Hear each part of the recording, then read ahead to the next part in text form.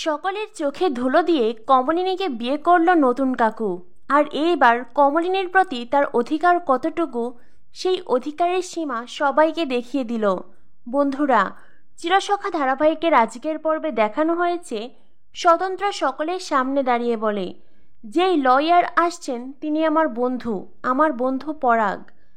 ওকে আমি সবটা খুলে বলেছি, ও হসপিটালে আসতে রাজি হয়েছে, তাই এটা নিয়ে তোমাদের কোনো চিন্তা নেই। কমলিনীর অপারেশনের আগেই ও নিশ্চয়ই চলে আসবে, আর তারপরে যা সই স্বাক্ষর করার করে নেবে। আসলে কমলিনীর অপারেশনের পরে ওর সেরে উঠতে ঠিক কতটা সময় লাগবে সেটা তো আমি জানি না, তাই আমি কাজটা ফেলে রাখতে চাইছি না। কমলিনী বলে, আরে বাবা ঠিক আছে, তো তুমি লয়ারকে নিয়ে এসো, যেখানে যা সই স্বাক্ষর করার আমি করে দেব, আমার কোনো আপত্তি নেই। কুর্চি বলে, সেই বরং ভালো হবে, যা সই স্বাক্ষর করার আছে আগেই করে নাও, আর তারপরে এখান থেকে চলে যাও।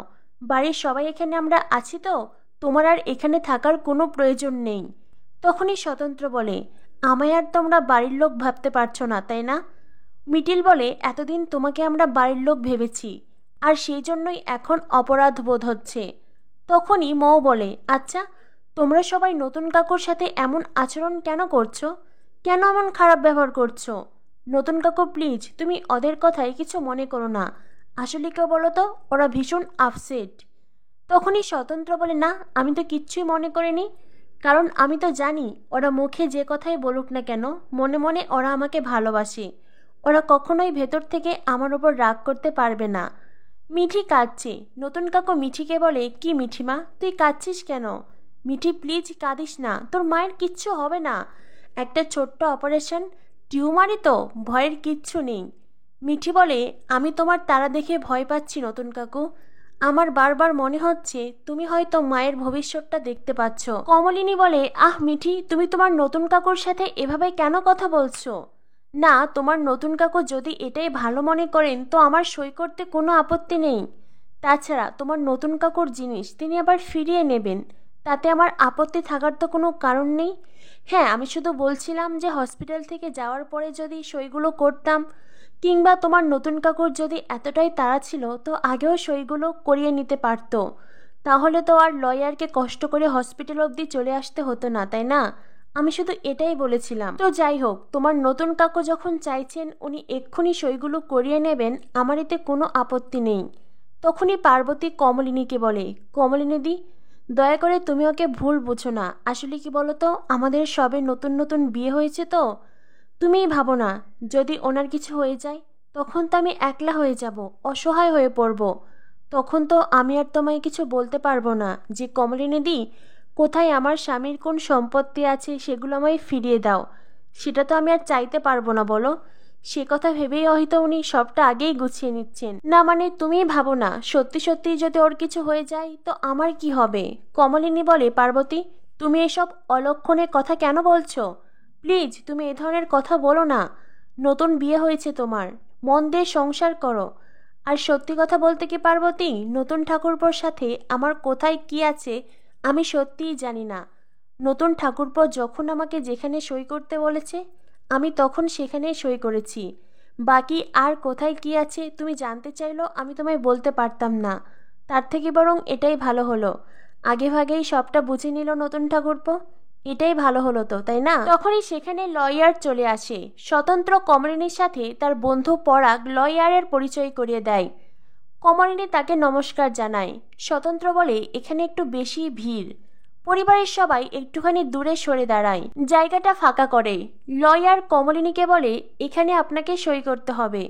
তখনই বাবিল বলে, আচ্ছা, কোথায় সই করতে হচ্ছে মাকে আমি একটু দেখি, কাগজটা আমাকে দিন।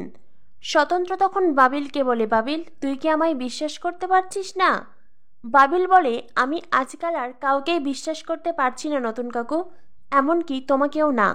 তখনই মিঠি বাবিলকে বলে, ভাইয়াদা ছেড়ে দে না, নতুন কাকু মাকে কিছু সম্পত্তি লিখে দিয়েছিল আর এখন সেটা ফিরিয়ে নিচ্ছে, ব্যাস এতটুকুই তো। তোকে আর ওইসব কাগজপত্র দেখতে হবে না, কি বলতো? নতুন কাকু মায়ের কাছ থেকে লিখে নেবে এমন কি সম্পত্তি আমাদের আছে নাকি? নতুন কাকু মায়ের কাছ থেকে আর কী বা লিখে নেবে, তাই ওইসব তোকে আর দেখতে হবে না। তখনই মিটিল বলে, সেই তো, নতুন কাকু কাকিমাকে কিছু সম্পত্তি দিয়েছিল আর এখন সেটাই ফিরিয়ে নিচ্ছে। নতুন কাকু ভয় পাচ্ছে, হয়তোবা অপারেশনের পরে কাকিমার অন্য কিছু হয়ে যেতে পারে। তখনই স্বতন্ত্র বলে, একদমই নয়, আমি সে ভয় পাচ্ছি না। লয়ার বন্ধু তখন সবাইকে বলে, আসলে কি বলুন তো, আমার নিজেরও খারাপ লাগছে, এমন একটি পরিস্থিতিতে হসপিটালে এসে আপনাকে দিয়ে সই করিয়ে নিচ্ছি, কিন্তু এরপরেই তো কোর্ট অনেক দিনের জন্য বন্ধ হয়ে যাবে, কাজটা পড়ে থাকবে, সেজন্যই আর কি। আপনি যদি এখনই সই করিয়ে দিতেন তো কাজটা খুব তাড়াতাড়ি সম্পন্ন হতো। কমলিনী বলে, আমার তো সই করতে কোনো আপত্তি নেই, তাছাড়া আমি তো আর অক্ষম নই যে সই করতে পারবো না, দিন, আমাকে দিন। কমলিনী সই করতে শুরু করে। তখনই মৌ বলে, আহারে মিঠি, তোরা তো এবার গরিব হয়ে গেলি রে। পিসিমণি আমাদের সারা জীবন কত দামি দামি উপহার দিয়ে এসেছে, অনেক সময় আমার মনে অনেক কৌতূহল হতো জানিস তো। তখনই মা আমায় একদিন বললেন, এই সব কিছু পিসিমণি কোথা থেকে দেবে, পিসিমণি তো আর চাকরি করে না, আর তার এত টাকাও নেই, এই সব কিছুই তো নতুন কাকু দেয়। কথাটা মৌ বেশ ঠ্যাস মেরেই মিঠিকে শুনিয়ে দেয়। মিঠি তখন মৌকে বলে, মৌ, তুই কোনো চিন্তা করিস না, তোর পিসিমণি যদি গরিব হয়েও যায় তো সে তোর কাছে হাত পাতবে না। তোর পিসিমণির ছেলে আছে, মেয়ে আছে, তার ননদও আছে, তারা ঠিক তাকে সামলে রাখবে। মৌ তখন মিঠিকে বলে, মিঠি, তুই কি আমাকে টিস করছিস? বিশ্বাস কর, আমার সত্যিই খুব খারাপ লাগছে, তাই তো আমি কথাটা বললাম। বাবিল তখন বলে, শোন মৌ, মা তো তোদের বাড়িতেই ছিল, আর মা এখনো হসপিটালে ভর্তি হয়নি, তোদের বাড়িতে যেমন ছিল এখনো ঠিক তেমনই আছে, তাই তোর এখানে থাকার কোনো প্রয়োজন নেই। মায়ের অপারেশন হয়ে যাক, তারপরে না হয় তুই এসে দেখে যাস। এখন যা বাবা, তুই তোর কাজে চলে যা। মৌ তখন বলে, কেন বাবিলদা, তোমরা সবাই এখানে দাঁড়িয়ে আছো, আমিও দাঁড়িয়ে থাকি না? মিডিল বলে, হ্যাঁ, আমরা সবাই এখানে দাঁড়িয়ে আছি, কিন্তু কেউ অহেতুক তোমার মতন এমন অবান্তর কথা বলছে না, তুমি যে কথাগুলো বলছো। তখনই স্বতন্ত্র বলে, একজন মানুষ অসুস্থ, কিছুক্ষণের পরেই তার অপারেশন হবে, দয়া করে এখন এই ধরনের কথা বলা বন্ধ করো, সবাই এখন চুপ হয়ে থাকো। এমনিতেই আমাদের মনের অবস্থা ভালো নেই, তার উপরে এই ধরনের কথা বলে আমাদের মনটাকে আরও খারাপ করিয়ে দিও না। স্বতন্ত্রের কথা শুনে মৌ চুপ হয়ে যায়। এদিকে কমলিনীর পরিবার রিসেপশনিস্টের থেকে জানতে পারে স্বতন্ত্র আগেই কমলিনীর অ্যাডমিশন করিয়ে দিয়েছে। স্বতন্ত্র হসপিটালে সব বিল পে করেছে। স্বতন্ত্র ইতিমধ্যেই হসপিটালে 1,00,000 টাকা জমা দিয়েছে। আর এই কথাটা জানতে পেরে কমলিনীর কাকামণি, বাবা, প্রসন্ন সবাই ভীষণ রেগে যায়। কমলিনীর কাকামণি বলে, এইটা ভীষণ অপমানজনক। কমলিনীর বাবা বলে, একদমই তাই, স্বতন্ত্র কি আমাদের ভিখারি ভেবেছে নাকি? প্রসন্ন বলে, না না, আমার বোনের অপারেশনের জন্য আমি কিছুতেই স্বতন্ত্রদার কাছ থেকে কোনো টাকা নিতে পারবো না।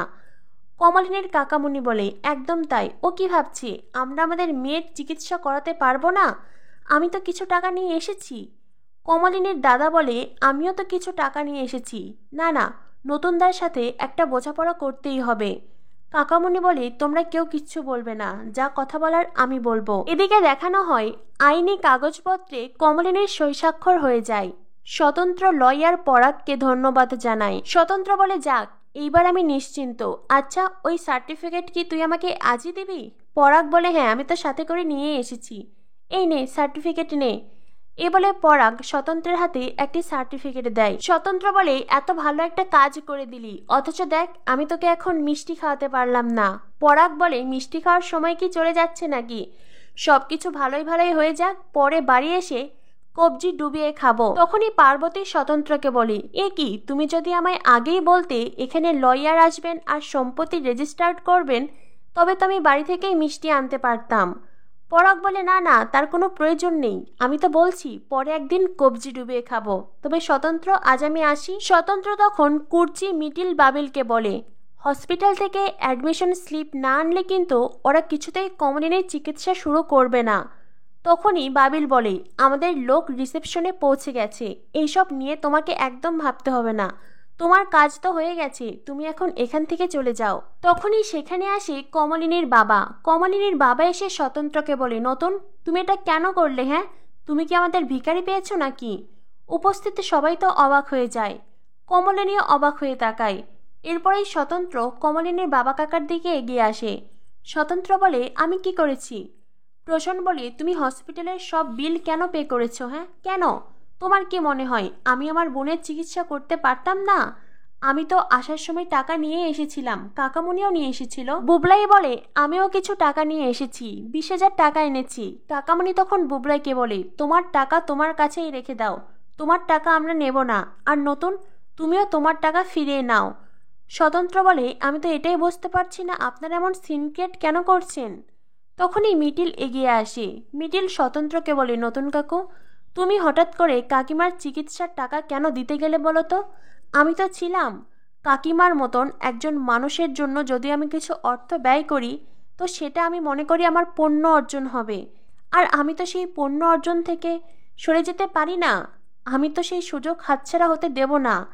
স্বতন্ত্র বলে, মিটিল প্লিজ এখন এইসব কথা বলো না। কমলিনীর পরিবার স্বতন্ত্রকে বলে, ঠিক আছে তুমি তোমার টাকা ফিরিয়ে নাও। স্বতন্ত্র বলে, দেখুন এখন এইসব কথা বলবেন না, এখন এইসব কথা বললে কমলিনীর চিকিৎসার দেরি হচ্ছে, অনেক ক্ষতি হচ্ছে। মিটিল বলে, তুমি বা কাকিমার জন্য কেন এতগুলো টাকা দিতে গেলে, কোন অধিকারে?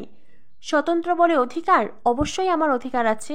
বাইরের লোকেরা হয়তো জানে না আমার অধিকার ঠিক কতখানি, কিন্তু এখানে যারা আছে তারা সবাই জানে কমলিনীর প্রতি আমার অধিকার ঠিক কতখানি। তখনই কমলিনী মিঠিকে বলে, মিঠি ওদিকে কি হচ্ছে বলতো?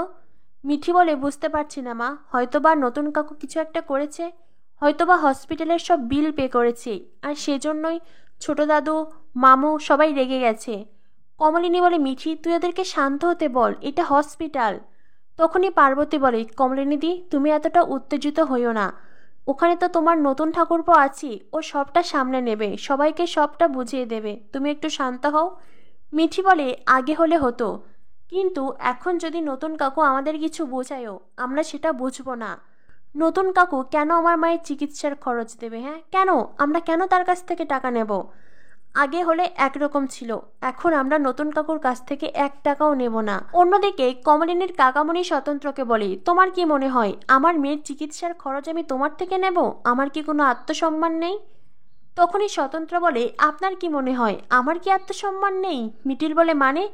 স্বতন্ত্র বলে, মানেটা তো আমি তোমাকে বলতে চেয়েছিলাম মিটিল, তুমি তো আমার কোনো কথাই শুনতে চাওনি। ঠিক আছে, তুমি যখন আমার সেই কথা শোনোনি, আমি যে অধিকার দিতে চেয়েছিলাম তুমি সেটা নাওনি, তবে এখন আমি সেই অধিকারটা কাকাবাবুকেই দিচ্ছি। কাকাবাবু আপনি বরং এই কাগজটা দেখে নিন, আর বুঝে নিন কমলিনীর প্রতি আমার অধিকার ঠিক কতটুকু। এরপরে কাকামণি খাম থেকে সেই কাগজ বের করে সার্টিফিকেট, আর সেই সার্টিফিকেট দেখে কাকামণির চোখ ওঠে কপালে। সে এক ঝটকায় স্বতন্ত্রের দিকে তাকায়। আর এখানেই আজকের পর্ব শেষ হয়ে যায়। বন্ধুরা বুঝতেই পারছো কাকামণি ঠিক কী সার্টিফিকেট দেখে অবাক হয়ে গেছেন।